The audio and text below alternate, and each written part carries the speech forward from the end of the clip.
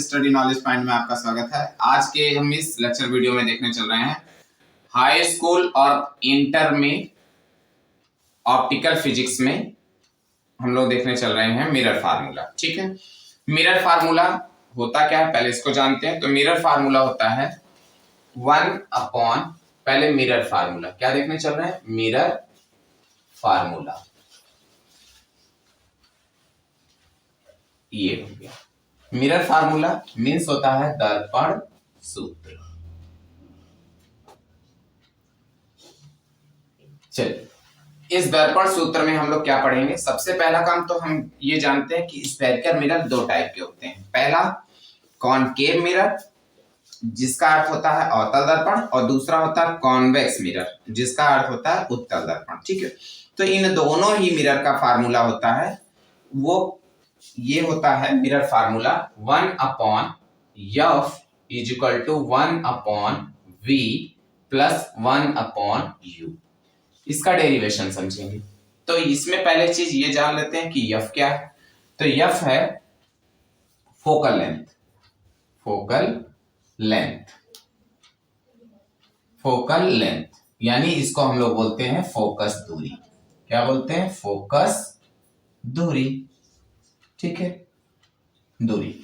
और u क्या है, u है distance, distance between pole and object, object. ठीक है, यानी ध्रुव से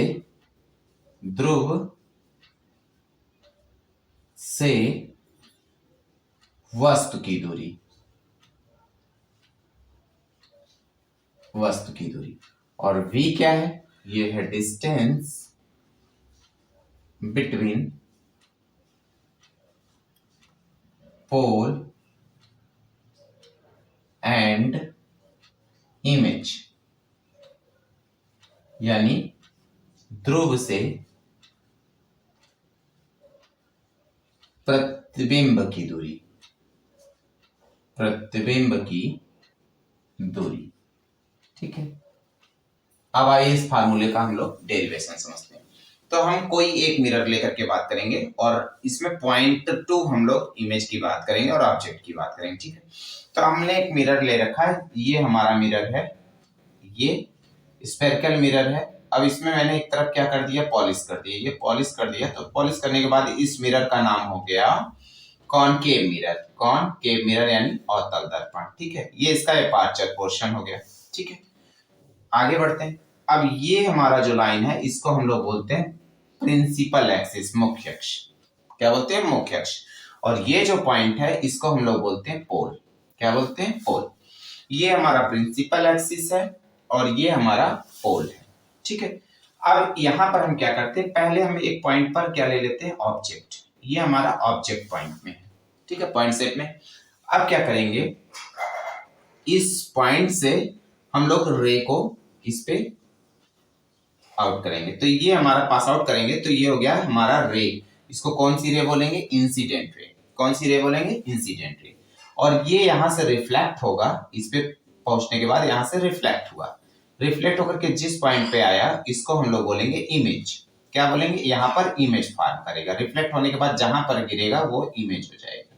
ये रिफ्लेक्ट हो गया। अब इसके बाद क्या करते हैं, इसके बीच में हम लोग एक नॉर्मल डाल देते हैं। ये हमारा नॉर्मल पॉइंट हो गया।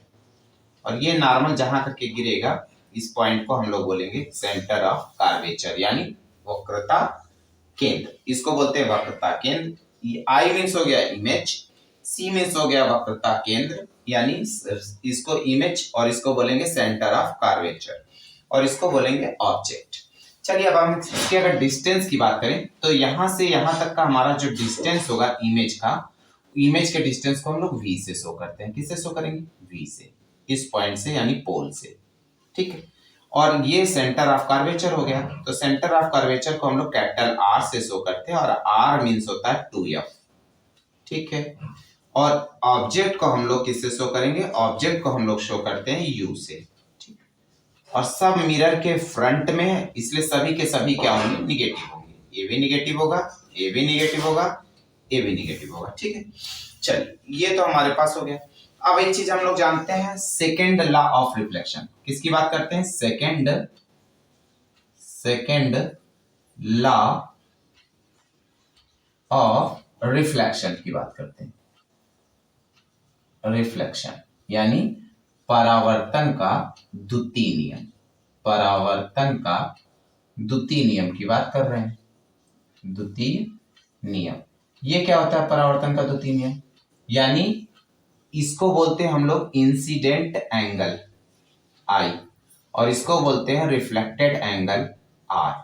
तो ये जो इंसिडेंट एंगल होता है आई और ये रिफ्लेक्टेड एंगल होता है आर, ये दोनों आपस में क्या होते हैं? इक्वल होते हैं। इक्वल का मतलब अगर हम इसको थीटा शो कर लें तो कोई दिक्कत नहीं, ये हमारा थीटा हो गया। यानी एंगल आई और एंगल आर, एंगल आई को भी हमने थीटा सपोज कर लिया और एंगल आर को भी हमने थीटा सपोज कर लिया। आगे की बात करें, अब ध्यान से देखिएगा। अब हम क्या करते हैं, इसको एंगल लेट सपोज कर लेते हैं, क्या यहां से शुरू कर लेते हैं। तो ये हो गया अल्फा, यानी इमेज जो है, इमेज से जो रे मतलब ऑब्जेक्ट से जो रे निकल रही है वो अल्फा एंगल पे निकल रही है। ठीक है, और जो इमेज पे आ रही है ये हमारा गामा हो गया, और ये जो सेंटर ऑफ कर्वेचर पे गिर रही है यानी वक्रता केंद्र पर गिर रही है, ये हमारा बीटा हो गया। ठीक है, और ये एंगल यानी आई इक्वल टू भी थीटा है और आर इक्वल टू भी क्या है? थीटा। चलिए अब इस पॉइंट को हमने सपोज कर लिया ए, क्या सपोज कर लिया? ए। चलिए अब आगे बढ़ते हैं। पहला हम एंगल शो करेंगे, तो पहली चीज हम एक चीज आपको समझाते हैं। ये हमारा एक एंगल है और इस एंगल में अगर हम कोई एक साइड को एक्सटेंड कर दें, अगर हम एक्सटेंड करेंगे यानी बढ़ा दें, तो बढ़ाने पर एक एंगल शो होता है, इसको हम लोग बोलते हैं एक्सटीरियर एंगल। और एक्सटीरियर एंगल क्या होता है? अपोजिट इंटीरियर एंगल सम के बराबर होता है। जैसे ये हमारा अगर मान लीजिए x है और ये p है, ये q है, तो एक्सटीरियर एंगल x जो होगा वो p और q के सम के इक्वल होगा। ठीक है, अब इसका मतलब अगर हमारे पास ये हमारे पास एक ट्रायंगल है, क्या है ट्रायंगल? OCA, यानी हमने इन ट्रायंगल क्या यूज किया? OCA। अगर ये ट्रायंगल है तो इसका एक्सटीरियर एंगल क्या होगा? बीटा होगा। तो एक्सटीरियर एंगल हमने सपोज कर लिया बीटा, और ये बीटा जो होगा वो अल्फा और थीटा के सम के इक्वल होगा, यानी अल्फा प्लस थीटा के इक्वल होगा। अगर हम यहां से थीटा की वैल्यू निकाल लें तो थीटा इक्वल टू होगा beta minus alpha, beta minus alpha. ठीक है, अब अगर हम इसी तरह से दूसरा एंगल ले, दूसरा इन ट्रायंगल, इसको हमने इक्वेशन फर्स्ट बना दिया। अगर हम सेकंड ले रहे हैं, इन ट्रायंगल दूसरा ले रहे हैं AIC, यानी ट्रायंगल ए, ऐसे लिख लेते हैं CIA। ठीक है, अब इसमें देखो इसका एक्सटीरियर एंगल क्या हो गया? गामा। एक्सटीरियर एंगल क्या हो गया? गामा। ये थीटा प्लस बीटा के इक्वल है, यानी थीटा प्लस बीटा के इक्वल। अगर हम इससे थीटा की वैल्यू निकाल लें तो थीटा इक्वल टू होगा गामा माइनस बीटा। ये हो गया इक्वेशन सेकंड। अब फर्स्ट एंड सेकंड को दोनों को इक्वल कर लो, क्योंकि थीटा की वैल्यू दोनों है, ए भी थीटा की वैल्यू है, ए भी थीटा की वैल्यू है।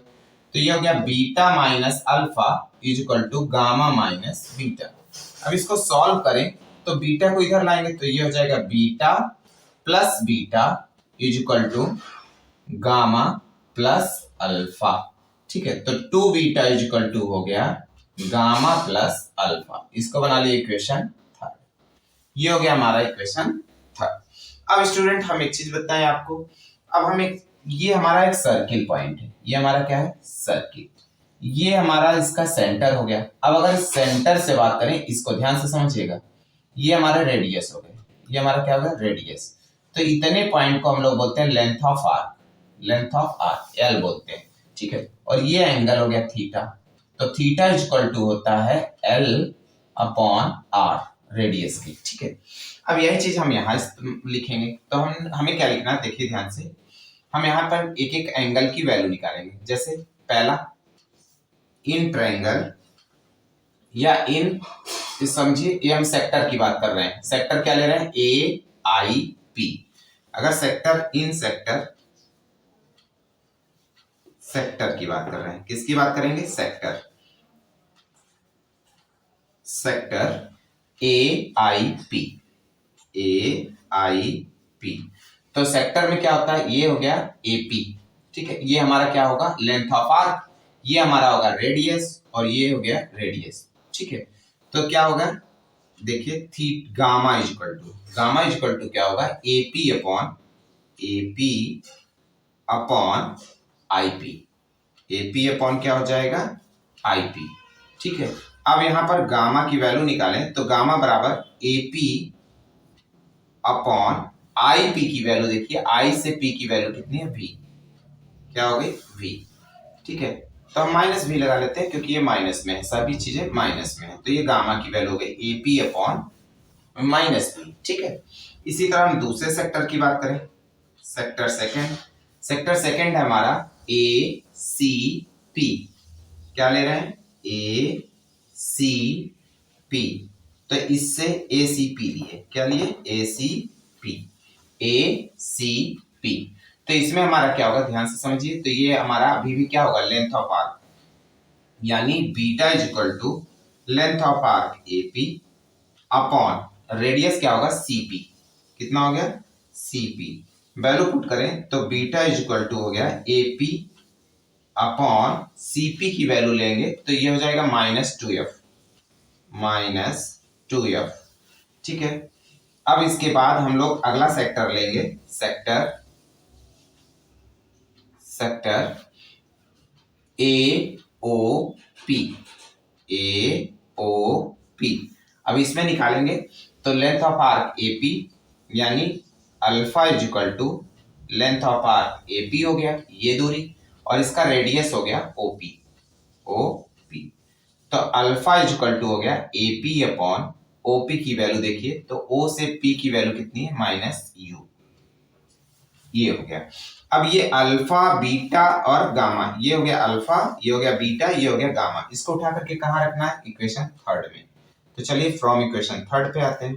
फ्रॉम इक्वेशन थर्ड हम लोगों ने फ्रॉम इक्वेशन थर्ड क्या बनाया है, देखिए ध्यान से, 2 beta is equal to gamma plus alpha, value put करें तो 2 बीटा की वैल्यू हो गई AP upon -2F is equal to gamma की वैल्यू देखिए AP upon -V, plus alpha की बात करें तो अल्फा का हो गया AP अपॉन -U। चलिए अब इसको देखा जाए तो इसमें क्या होगा, 2 से 2 कैंसिल, तो ये हो गया AP अपॉन F, ये आगे माइनस लगा देते हैं, ठीक है। इसमें से भी क्या करेंगे, माइनस कॉमन कर लेते हैं, तो माइनस जब कॉमन करेंगे और AP को भी कॉमन कर लेते हैं, ठीक है। तो ये हो गया -AP, ठीक है। अब बचे क्या, 1 upon V plus 1 upon U, ठीक है। AP से AP कैंसिल हो गया, माइनस से माइनस कैंसिल हो गया, तो ये आ गया 1 upon F equal to 1 upon V plus 1 upon U। ये हमारा हो गया मिरर फार्मूला। समझ में आया स्टूडेंट? इस तरह से हम लोगों ने क्या देखा, एक कॉनकेव मिरर के लिए मिरर फार्मूला। तो मिरर फार्मूले में एक चीज समझ में आया कि मिरर फार्मूला होता क्या, 1 upon F equal to 1 upon V plus 1 upon U। इसको हम लोगों ने पॉइंट बेस पर स्टडी किया, ठीक है। तो ये हम आशा करते हैं आप सबको अच्छी तरह से समझ में आ गया होगा। अब इसका स्क्रीनशॉट ले लें और इसी तरह से अगले नेक्स्ट वीडियो में बने रहिए। Thank you, have a nice.